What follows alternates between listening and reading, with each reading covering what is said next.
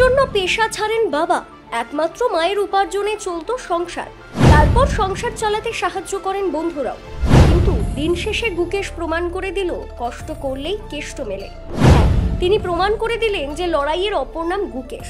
ইতিহাস তৈরি করে ফেললেন গুকেশ, কিন্তু গুকেশকে নিয়ে কেন সেরকম ভাবে চর্চা নেই? আর যদি কোনো ক্রিকেটার সেঞ্চুরি করতো তাহলে তাকে নিয়ে মাতামাতি করা হতো, কিন্তু গুকেশকে নিয়ে কেন তেমন ভাবে কোনো প্রচার নেই? দেখুন, দম্মারাজু গুকেশ একটি নাম যা শুধু ভারতের নয়, বিশ্ব দাবার মানচিত্রে এক গর্বের প্রতীক। মাত্র 18 বছর বয়সে যিনি বিশ্ব দাবায় নতুন ইতিহাস লিখেছেন, সেই গুকেশের সাফল্যের পেছনের গল্প শুধুমাত্র প্রতিভা বা প্রশিক্ষণের নয়, এটি হলো এক অনমনীয় মনোবল, অপার পরিশ্রম এবং পরিবারের নিঃস্বার্থ ভালোবাসা ও আত্মত্যাগের এক দুর্লভ নিদর্শন।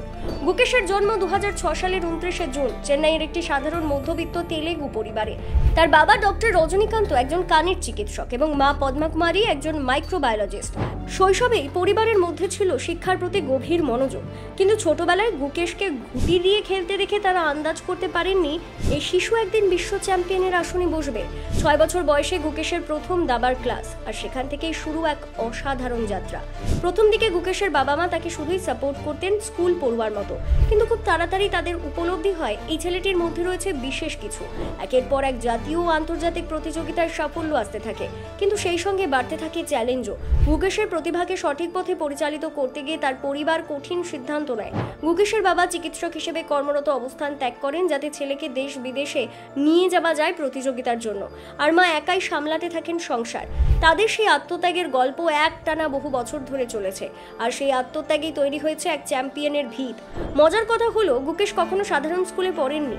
তিনি নিজের দাবার অনুশীলনের সুবিধার্থে পড়াশোনাও করেছেন হোম স্কুলিং এর মাধ্যমে। সকাল থেকে সন্ধ্যে পর্যন্ত দাবা অনুশীলনে ডুবে থাকা গুকেশের জীবনে কোনো ছুটি, অবকাশ কিংবা বেড়াতে যাওয়া ছিল না, কিন্তু তবুও তার মধ্যে কখনো অনীহা দেখা যায়নি, বরং প্রতিটি ব্যর্থতা ছিল তার কাছে নতুন কিছু শেখার সুযোগ। মাত্র 12 বছর 7 মাস 17 দিন বয়সে তিনি বিশ্বের দ্বিতীয় সর্বকনিষ্ঠ গ্র্যান্ডমাস্টার হয়ে বিশ্ববাসীর দৃষ্টি আকর্ষণ করেন। এরপর একে একে অনেক প্রতিভাবান দাবাড়ুকে হারিয়ে এগিয়ে যান উচ্চতার দিকে। তার সবচেয়ে বড় সাফল্য আসে 2024 সালের শেষে, যখন তিনি ক্যান্ডিডেটস টুর্নামেন্ট জিতে বিশ্ব দাবা চ্যাম্পিয়ন হওয়ার চূড়ান্ত সুযোগ পান। তারপর ফাইনালে চীনের ডিং লিরেনকে পরাজিত করে তিনি হয়ে যান বিশ্বের 17তম বিশ্ব দাবা চ্যাম্পিয়ন এবং সবচেয়ে কম বয়সী ভারতীয় দাবাড়ু যিনি বিশ্ব শিরোপা জিতলেন। এতদিন যে জায়গায় ছিল শুধু বিশ্বনাথন আনন্দের নাম, সেখানে গুকেশের নাম যুক্ত হওয়া ছিল ভারতের দাবা ইতিহাসে এক যুগান্তকারী মুহূর্ত।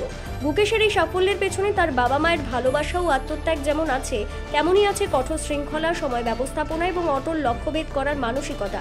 বাবা রজনীকান্ত শুধু ছেলের খেলা দেখতেন না, প্রতিটি টুর্নামেন্টে পাশে থেকে সবকিছু পর্যবেক্ষণ করতেন, কৌশল নিয়ে আলোচনা করতেন এবং প্রতিটি ব্যর্থতার পর তাকে নতুন করে গড়ে তুলতেন।